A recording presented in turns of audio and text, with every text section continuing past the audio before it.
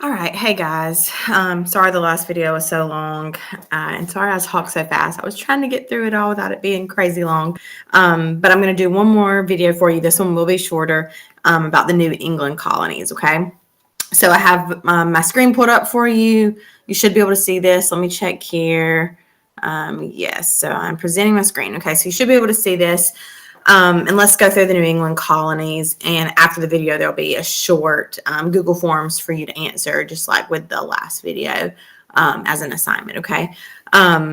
One thing you need to make sure you know for all of the colonial regions, so Southern New England and Mid-Atlantic, and you'll get a video from Miss Blue on that. But you need to know a few things about each of the areas. First, you need to know about like the location, of course, where is it located in the colonies, but also the geography, like how is the geography shaped, maybe the economy, things like that. You need to know the reasons people moved to that part of the New World. So why did people move specifically to New England, or why did people move to the South? Why did people move to the Mid-Atlantic colonies? So what was the whole reason those colonies were established? And of course, you need to know about, the economy, what kind of jobs do people have? And then the last thing you have to know about relations with Native Americans. Okay, so let's recap the South real quick so you can see what I'm talking about. So if we're looking at the Southern colonies, we know they're located in an area where there's really great soil, where there's really long rivers close to the coast. There's a long growing season. Guess what? People became farmers, right? Cash crops. All right, check that off. Makes sense. Why did people move to the South? Well, it was for farming. It was for economic reasons. Okay, we've checked that one off. How are relations with Native Americans in the Southern colonies? Started off decent, started off getting along, and then it deteriorated once more and more people moved to the South and took over lands.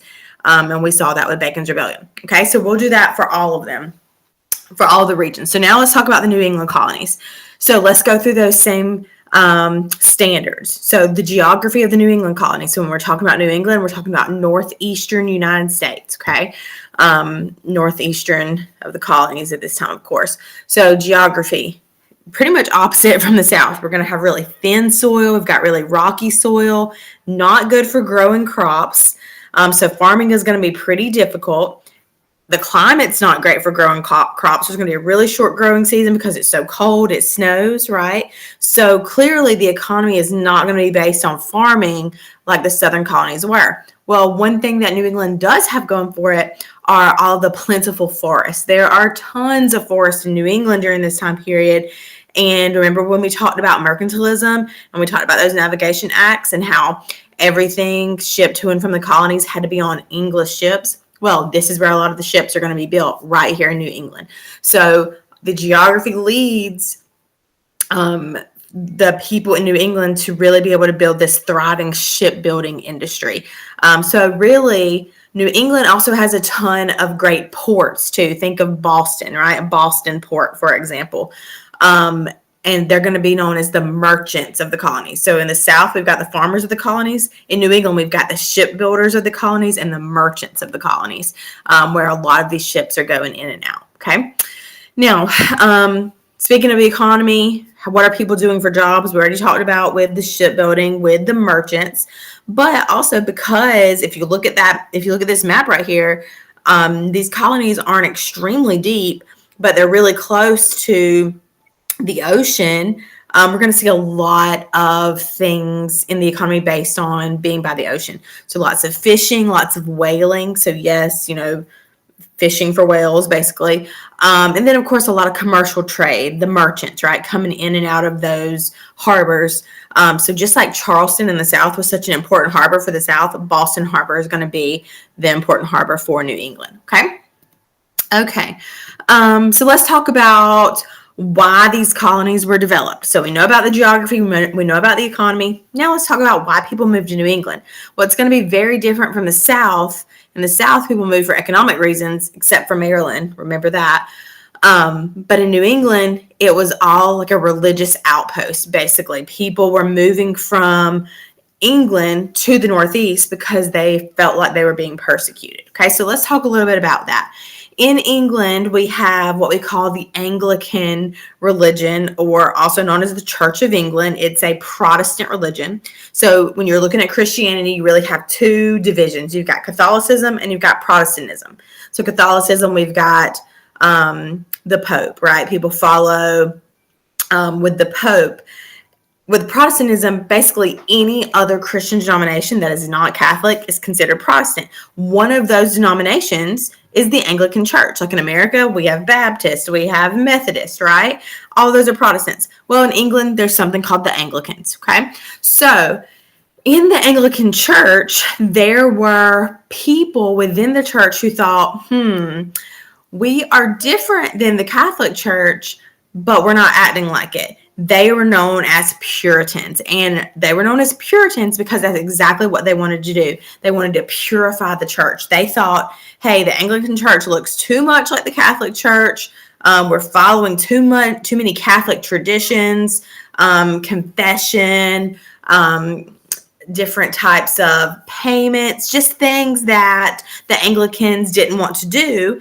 And so the Puritans were like, hey, we're still looking just like the Catholic Church. We need to change. So they wanted to purify the church. Well, a lot of those people that wanted to purify the Anglican Church were really being persecuted in England. So we get a couple of groups that decide to leave England and come to the New World because of that. So when we're looking at Puritans, there are basically two types. There are Puritans who wanted to completely separate.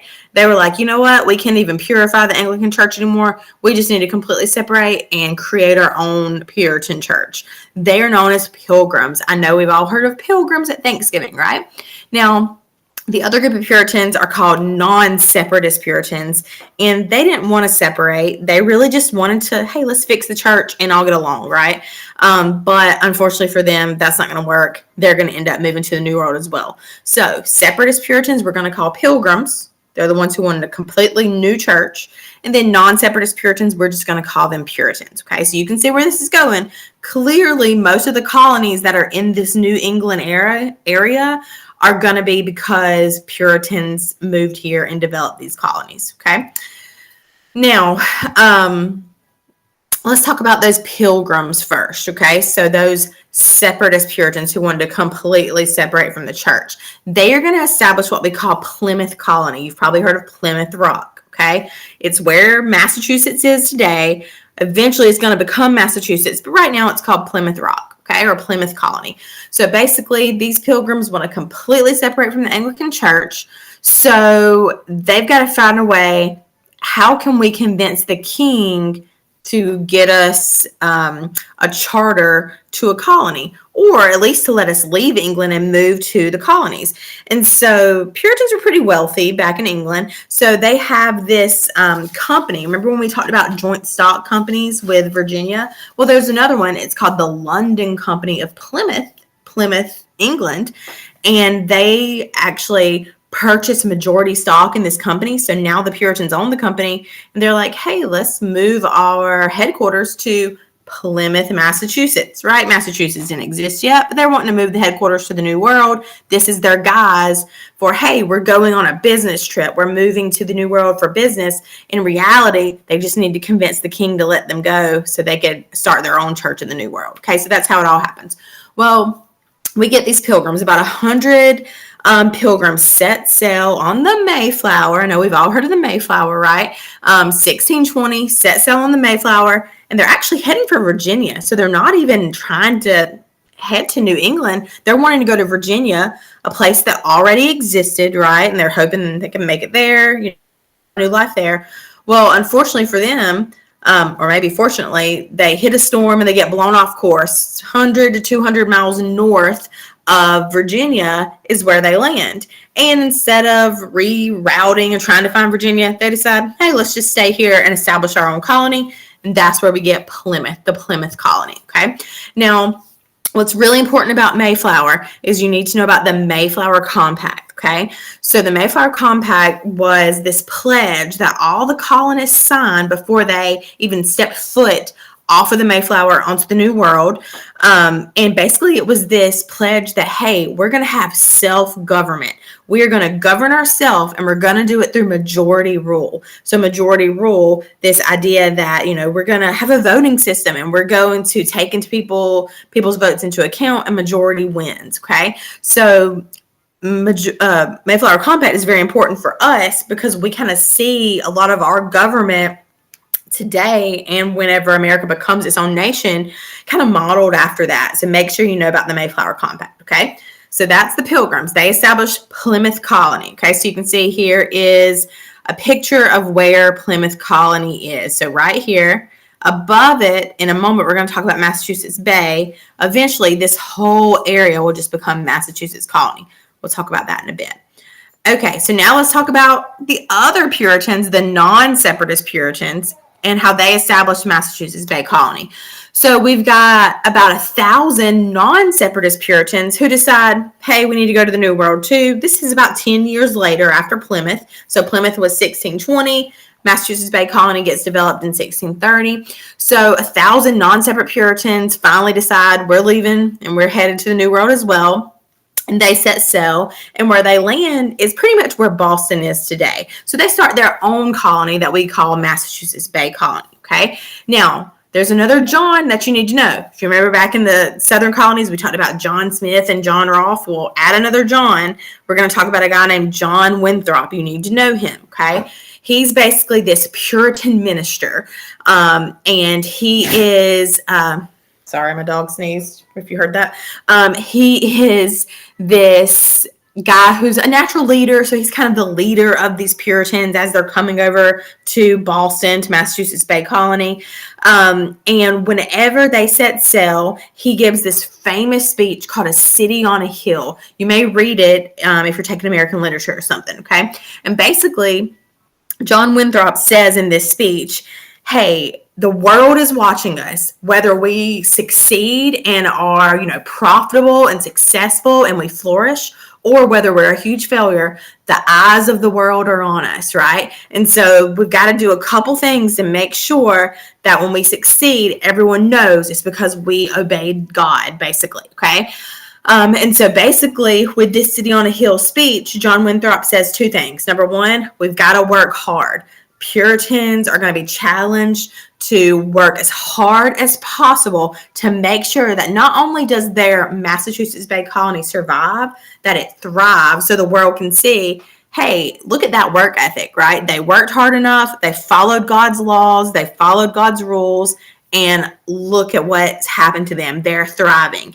And so he says when this happens, when they follow what God wants them to do, when they work really hard, they're going to become this symbol to the world. Look what happens when you do what you're supposed to, right? And remember, these are really religious people who are not very tolerant of any other religion or even thought process, pretty much, okay? And so on the flip side, John Winthrop is like, listen, if we don't work hard, if we're lazy, we're going to fail. And then look at what people are going to see in us, right? So basically he's like, we can't fail. We have to be a symbol to the world. We have to be this city on a hill, this light, right, for people to see. And so basically this is where Puritans get such a good, I would say they did have a good reputation for work ethic. They didn't have a good reputation for tolerance by any means, but definitely for work ethic. There's something called the Puritan work ethic, and it really comes from this challenge from John Winthrop to be a city on a hill. Now, the other thing he says, anyone who's not committed to this, if you're not committed to working hard and following exactly what God and the Bible say to a T, then you're out. Basically, you can't stay here. You're going to be banished. And we're going to see a ton of people be banished. Okay. All right. So here's an excerpt from Winthrop's speech. You can look through that. Okay, so let's talk a little bit more about not only Massachusetts Bay Colony, but even Plymouth Rock, and then when they combine eventually and become just Massachusetts, okay? So I want you to know that both of these colonies, the Puritans and the Pilgrims, they're going to have completely a very tightly controlled politics and society. So basically, The church runs everything. The ministers in the church are the leaders of the government, of the community, and the society. And if you're stepping outside of those lines, you're going to be banished. So basically, they ran everything through what we call town meetings. Every year I always use this example. I don't know, it's kind of an older show, but if you've ever watched this show called Gilmore Girls, it's on Netflix if you haven't seen it. They are in like a small New England town, and they still have town meetings where the whole town comes together and they vote on stuff. That's kind of what they did. That's how they ran direct democracy pretty much, is they had town meetings. And of course, the minister of the church would be the one leading it. But the men who were in good standing with the church all had voting rights, and they would vote and, really majority rule. But with all of that being said, just know the church is the central force. Everything that happens in this society and in the government and in politics doesn't happen unless the church allows it to. And if you're going against the church, you're not going to be there very long. You're not only going to be banished from the church, you're going to be kicked out of the colony as well. And we'll see that happen to several people, which we'll talk about here in a minute. So Puritans, super strict, not tolerant of any other religion, really any outside idea, even if it was still within the realm of Christianity. Definitely you're not going to be tolerant of it. And if you go against the church, you're banished, you're out. So if you've ever read like the Scarlet Letter or something, it's a great example of showing you the judgment of the Puritans for sure. Okay. Now, one of the probably the most notorious things in U.S. history, really interesting, super sad, that happens during this time period in Massachusetts are the Salem witchcraft trials. You may have read The Crucible. Well, may not yet. If you're an American Lit, you're probably going to read The Crucible, I hope, which is a play that is really about the Salem witchcraft trials, and it stays pretty true to history. So if you're in American Lit, hopefully some of this will be familiar to you. But let's talk about this. Basically, in Massachusetts Bay Colony, there are three little girls that become ill. They're having these convulsions. They're having these fits, and nobody knows what's wrong with them. Like, why are they acting like this? Why is this happening to them? Why are they sick? Well, when you don't know the answer, what do you say the reason is? Oh, witchcraft, right? So basically, these three little girls start accusing people of bewitching them.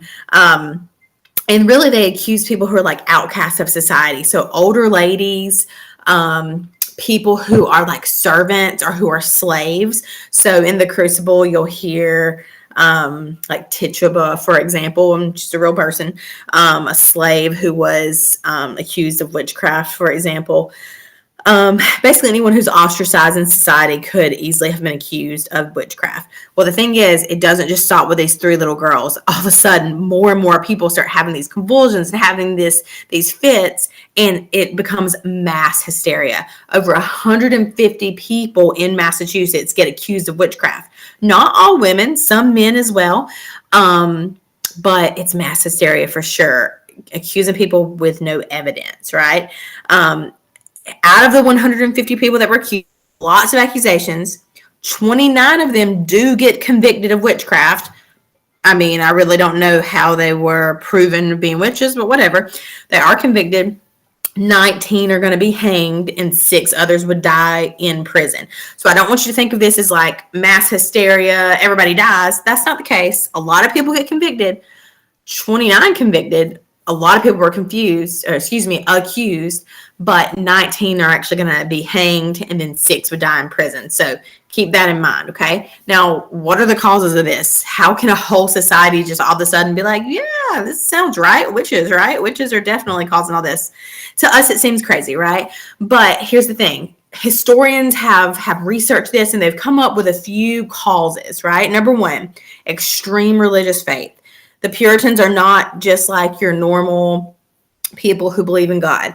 They had extreme religious faith. Everything hung on their faith. And if you were doing anything that was just a little bit out of line with exactly what they thought, then oh no, it's definitely something from the devil, right? And so that's kind of how this happens. So extreme religious faith is kind of the breeding ground for something like this.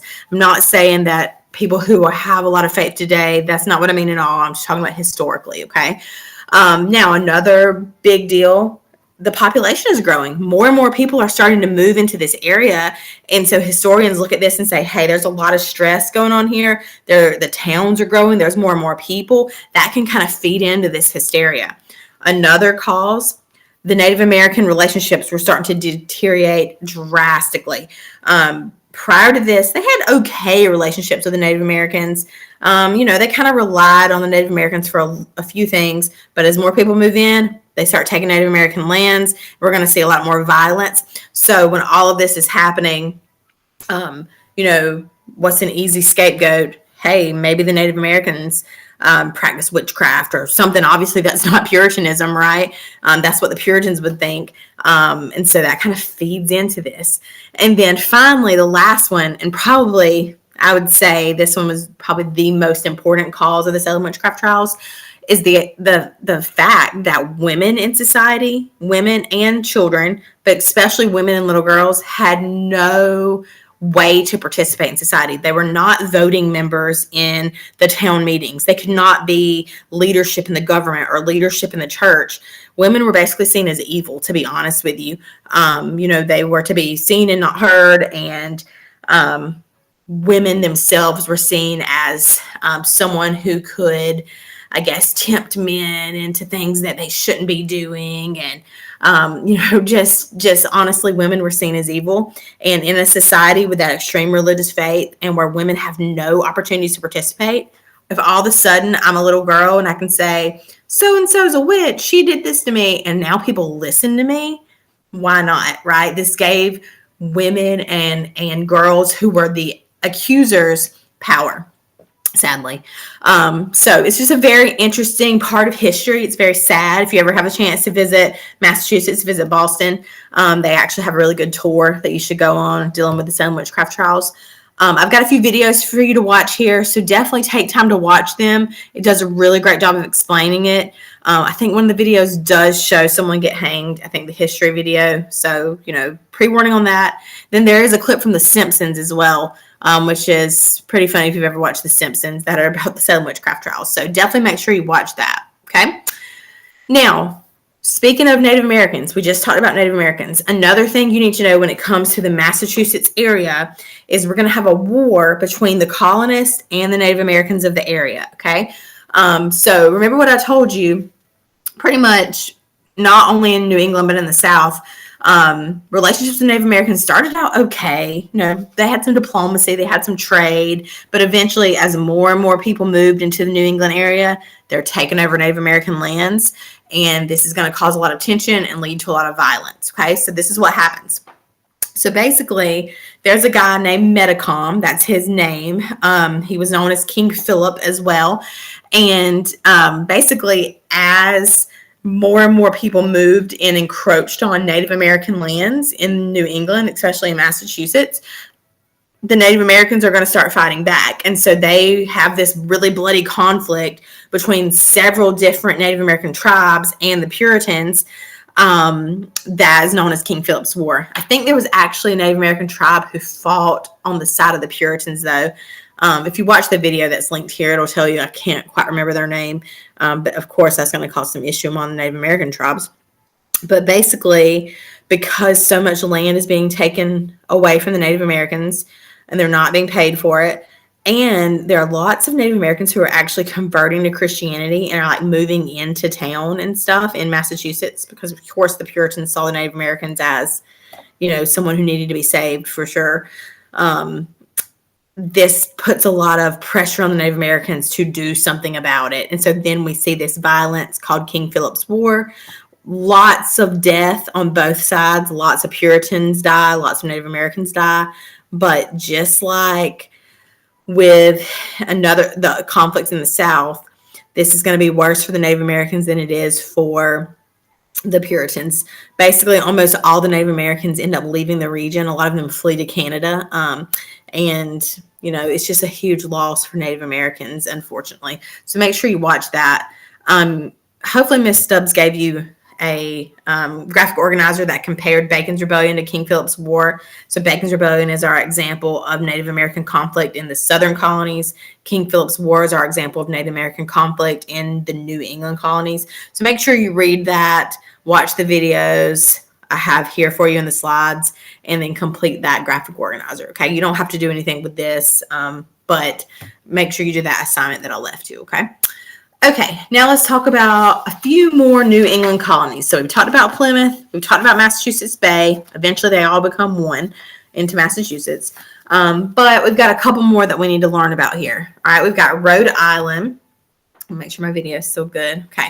All right, we've got Rhode Island. So basically, Rhode Island exists because the Puritans banished a guy named Roger Williams. So Roger Williams is this Puritan minister himself in the Massachusetts Bay Colony.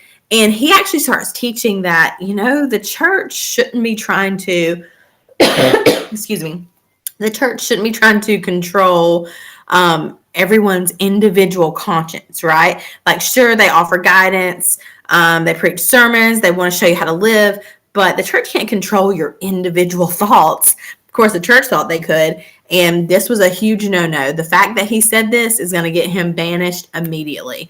And then he also really advocated for better relations with the Native Americans. He's like, listen, we shouldn't just be taking their land. If we're going to take land, we need to buy it from them, right? That's a no-no. The Puritans don't want to hear that. So Roger Williams gets banished. Him and several followers, they leave Massachusetts Bay Area, and they found what we now know today as Rhode Island. They start the city of Providence, Rhode Island still exists today. So this is 1636, so really only 6 years after Massachusetts Bay was founded. He's kicked out and now starting Rhode Island. So you can see how non-tolerant those Puritans were. But Rhode Island is going to be very different than Massachusetts Bay and from Plymouth. Two different things here. First, they treat the Native Americans much more humanely. If they're going to want Native American land, they're actually going to ask and pay for it. So that's a huge difference. And second, they actually have true religious tolerance. So not just Christianity, but you could be any religion you wanted in Rhode Island. So pretty interesting. Now, another important figure that moves to Rhode Island is a lady named Anne Hutchinson. So Anne Hutchinson, of course, a woman in society in Massachusetts, but she's going to be banished for her ideas and her attempt at preaching, which is a huge no-no in Puritan society. If you're a female, you have no leadership role. You shouldn't be preaching anything. But basically, she challenged the fact of how the church's leadership was, the ministers in the church, the fact that women had no role. She's challenging that. They actually bring her to trial, and she defends herself against none other than John Winthrop, who we talked about earlier, right? And even though she does a great job, she's never going to win that trial, right? And she gets banished as well. So Anne Hutchinson and her family flee Massachusetts, and they end up in Rhode Island and Roger Williams Colony, Rhode Island, where her ideas could be freely accepted for sure. So keep that in mind. Rhode Island started by Roger Williams, true religious tolerance, better relationships with the Native Americans. Then Anne Hutchinson makes her way to Rhode Island as well after she too is banished. Now, another New England colony is Connecticut, and it's going to come about because another person's going to get banished. So a guy named Thomas Hooker and a group of other Puritans are going to leave Massachusetts, and basically they're challenging the church. They're challenging the fact that the way that the church is set up, the hierarchy of how the church is governing, the fact that the church and the church leaders are over every part of the government. They're challenging that, and of course that's not going to stand in Massachusetts. So they leave and they form their own colony, founded at Hartford, Connecticut. Have you ever heard of Hartford? Maybe Yale. I think Yale is there. One of the Ivy League colleges. I can't remember which one. Maybe Harvard. I can't remember. Maybe it's Harvard. I'm not sure. You can look that up. But anyway, so they start Connecticut. So now we've got another colony. What's so important to know about Connecticut is they're going to write their very first written constitution in the New World. And it's called the Fundamental Orders of Connecticut. So 1639, they actually write a constitution. This is going to be so important for us today because our own U.S. Constitution is actually modeled after it. And so this idea that, hey, this is the first time in America that we have a written constitution. So many years later, we model our constitution after it for our own nation. So the fundamental orders of Connecticut. So you can see some of the things it does. Representative government, popularly elected legislature, and a governor. So this means that Connecticut is setting up a government that's based on representation. So popularly elected means the people get to elect their representatives in the legislature. Think of it as like Congress, right? And out of the legislature, those congressmen basically would choose who's going to be the governor of the state. And honestly, it was like that in the United States for a while as well after we become our own nation. Until we change some things. But you can see this is really important because we model our Constitution after it. So this is providing that foundation for America of the future. Okay, so remember the names, Thomas Hooker, and then the Fundamental Orders of Connecticut. All right, now another, the last New England colony you need to know about is New Hampshire. If you look at a map of New England, when Massachusetts and Plymouth combine into one area, it's pretty big. And so there's some parts of the northern portion of Massachusetts that kind of get broken away, and that's where New Hampshire comes from. So there were some settlements in the north who really, the people who lived there were much more religiously tolerant than the people who lived like in the cities and stuff of Massachusetts Bay Colony. And so they decided to form their own colony. You know, we've got a more religiously diverse area than the strict Puritans. Let's have our own colony. So that's how New Hampshire comes about. So 1679. So that's a pretty decent amount of time. Remember, Massachusetts Bay starts in 1630. By 1679, we get New Hampshire. Okay. Now, one other thing you need to mention, and it was wrong on your notes until I just changed it, but there's another Native American war you need to know called the Pequot War. It's under New Hampshire here, but it actually happens in Connecticut. Okay, so I'm going to talk about it with Connecticut. But the Pequot War is just another example of violence between colonists in New England and the Native Americans. Okay, so basically there are Pequot men, women, and children. So that's a Native American tribe, and they are at this place called Mystic Fort. And basically they get attacked by the Native Americans. There's a lot of violence. There's a lot of tension.